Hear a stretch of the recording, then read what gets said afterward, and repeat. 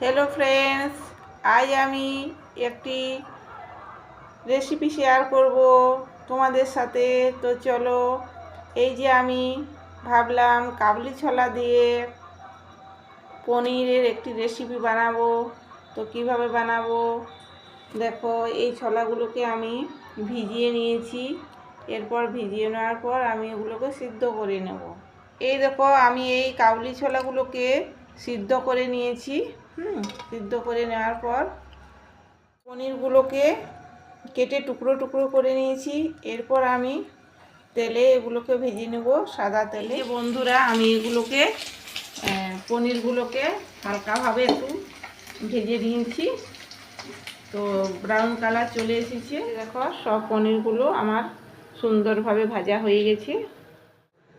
আমি টমেটো কুচি নিয়েছি আর 3টে লঙ্কা, কাঁচা লঙ্কা নিয়েছি। এইগুলো দিয়ে আমি একটি পেস্ট বানাবো। বন্ধুরা, আমি এই টমেটো এবং লঙ্কার যে পেস্ট, এটা তৈরি করে নিয়েছি। এরপর আমি সাদা তেল দিলাম কড়াতে, একটু হলুদ দিলাম। হলুদটা দিলে কি হয়, তেলটা। এরপর আমি তেজপাতা দিচ্ছি, 3টে তেজপাতা দিলাম। টমেটোর পেস্টটা দিলাম।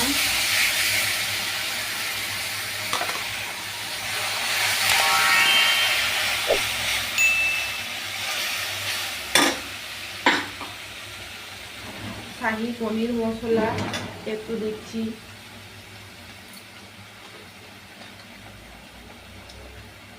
বাটার পনির একটু দিচ্ছি।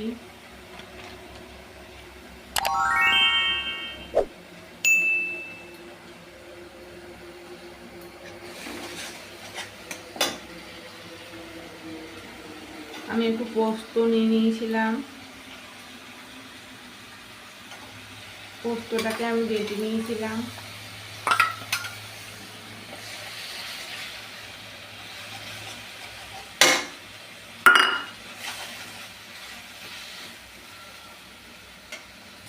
মশলাটা এভাবে কষে নেওয়ার পর আমি এই ছোলাগুলোকে দিয়ে দিচ্ছি।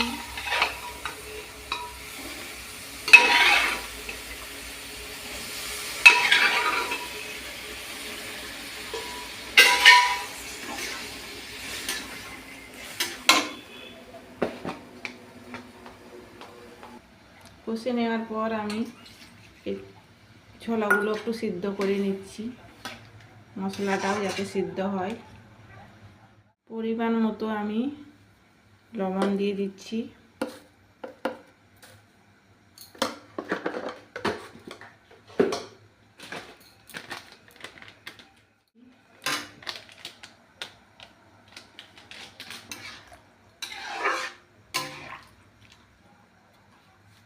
এইভাবে কিছুক্ষণ আমি এই মশলা এবং ছোলাটিকে সিদ্ধ করে নেব।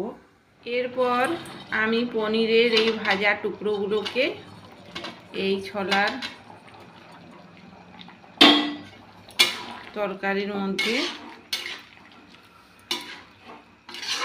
ঢেলে দিলাম।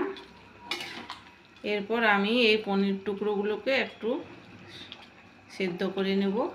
বন্ধুরা দেখো, আমার এই কাউলি ছোলা দিয়ে যে পনির তরকারি, তো এটা আমার মোটামুটি হয়ে এসেছে। তো এখন আমি এর মধ্যে একটু ধনে পাতার কুচি ছড়িয়ে দেব।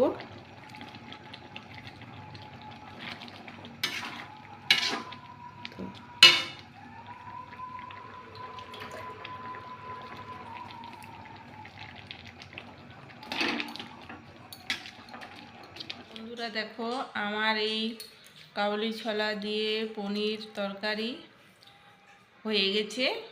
ঠিক আছে, আজকে এই পর্যন্ত।